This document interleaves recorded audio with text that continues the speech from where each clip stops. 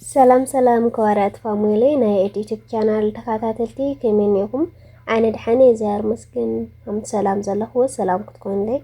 ناي كل جزء تومنيتي كوارات فاميلي مالتو مباركات ناي لما أنتي تحستنافعة قنوع فوري أما خل معبل قدما يكفال زبل حجالكم ما زيلو بزحالفة أو كلت مناسي فورات كمي كم غيرو كم زماز فتنان فتنا كمي غيركا كم نحلفن بزبل مدى حجالكم ما زينيرا مالتو لما أنت دما قنوع فوري أما خل معبل قدما يكفال حجالكم ما زي مالتو بيتزا أنا حديث زهونكم لايك شير سبسكرايب نابوركم بيتزاكم ቤተሰብ ከዓ ከምቲ ልሙድ ሃናፂ ርእይቶኹም ኣይፈለን ንክለኩም ይደሊ ትገብሩ ዘለኹም መበርታዕ ከዓ ካብ ልበይ ዘመስግን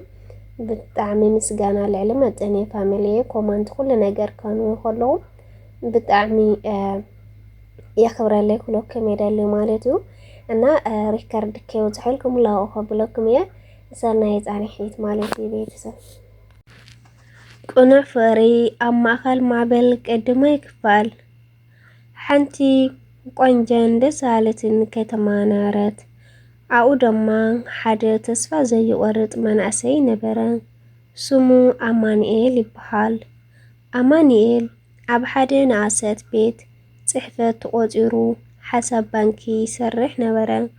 نسو دما صفوفن نفعن بزح سعرام قوز منعسي نيرو حدا معلتي عفتين نبرلو نايسرح معلتي حداث سرحتنيا نفتي بيت صحفت تتنبرت سما دما سمات بحال سبات بحال سبا جنا كابرحو كتمزكلا بفشختا جزا بزلو مقر عقاربا نخل سب سلام بلطم جزا كتلالا اي وسدتن يا أمانيل جنا كابرحو طرح يكاتاتلا نبرا እቲ ቀድማይ ተመሳሳላይ ድማ ሓደ ምሽት ስራሕ ኣብ ዝበዝሕሉ እዋን ኣማኒኤል ጥራሕ ተረፈ ክሰርሕ ከሎ ሰባት መሊሳ ትመጽእ ኣማኒኤል ገና ኣይገድፈካን በለቶ ድሓን ጸገማውልን በለቶ ኣማኒኤል ክሽግረኪ ከሎ እውን ሓደ ዝተርፍ ጸብጸብታን ኣሎኒ ብዙሕ ስራሕ ስለ ዝተረፈኒ ጸገም ኣብሊ ንስኺ ግን ክትከዲ ሕይሽ ይብላ ሰባ ድማ ኣይገድፈካን እየ ክሕግዘካ ኣለኒ ኢላ ስራሕ ከቢድ ከይኸውን ብምባል ኣብ ጥቑኡ ከፍ በለት ካብቲ ምሽት እቲኣ ጀመሮም ኣብ መንጎኦም ዘይፍለጥ ናይ ዕርክነት ፈትሊ ክሓስቡ ጀመሩ ጊዜ እንሓለፈ ምስ ከደ እቲ ዕርክነት ናብ ዕሙቕ ፍቕሪ ተለወጠ ይኹን እምበር ናይ ሰባት ስድራ ቤት ኣዝዮም ሓፋትም እዮም ንሳቶም ድማ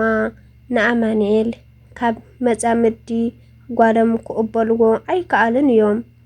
ሓደ ምሸት ኣቦ ሰባ ንኣማኒኤል ይጽውዕዎ ኣማኒኤል ንጓለይ ትፈትዋ ምዃንካ ይፈልጥ እየ ግን ንሳ ዝለመደቶ ናብራ ክትባ ኣይትኽእልን ቃዕሚ እውን ኣይብልካ ይበልዎ ካብ ሕጂ ንድሓር ክትረኽባ ኣይደልን እየ በልዎ በል ኣማኒኤል ልቡ ተሰበረ ግን ንሰባ ዘለዎ ፍቕሪ ካብ ዝኾነ ነገር ንላዕሊ ጽኑዕ ነበሮ እቲ ወሳኒ ሰባ ብዛዕባ እቲ ዝተባሃለዎ ምስ ሰምዐት ኣዝያ ሓዘነት ይኹን እምበር ፍቕሪ ብግንዘብ ኣይዕደግን እዩ ኣነ ምሳኻ ክኸውን እየ ዝመርጽ ብምባል ንኣማኒኤል ተስፋ ሃበቶ ካብ ስድራ ቤት ተፈልዩ ምስ ኣማኒኤል ሓድሽ ህይወት ክትጅምር ወሰነት ኣማኒኤል ነዚ ዓብዪ ሓላፍነት ብኸመይ ክወፅእ እየ እቲ ናይ ድኽነት ናይ ስራሕን ብድሃታትን ንፍቕሪ ክሕዘሉ ብጣዕሚ ሓዘነ ጸገም መውልን ኣነ ትዛዓቢ ቅርሺ ኣይኾነን ትዛዓቢ ፍቕርን እምነት እዩ ኢላ ኣጽናዕነዐቶ ሰባ ድማ ቅድማይ ፍቕርን እምነትን ስለ ዘርኣኻኒ ብስድራይ ገዲፈ ምሳኻ ምዃን ይሕሸኒ በለቶ ኣማኒኤል ድማ ተረበሸ ድኻ ብምዃነይ ድዮም ጓለይ ክትኮነልካ ይትኽእልን ዝበሉኒ ግን ብጣዕሚ እየ ሓዚነ ሳባ ስድራኺ እንድሕር ዘይፈቐዱልኪ ምስድራኺ ክትከውኒ ትኽእሊ ኢኺ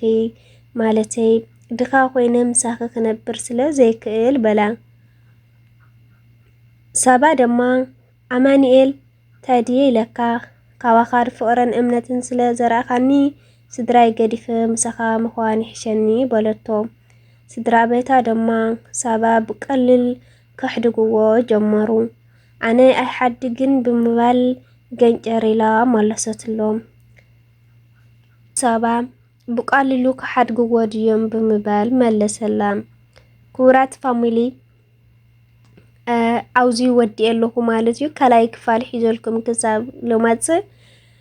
ናይ ሎማዓንቲ ርእይቶኹም ላእመጥኩም ደስ ዝበለኩም ድማ ከላይ ክፋል ኣቕረብና ላበልኩም ርእይቶኹም ግለጽለይ ልተጋገህወት የልየካ ኣብ ኮመንትኩም ኣርሙኒ ማለት እዩ ቤተሰብ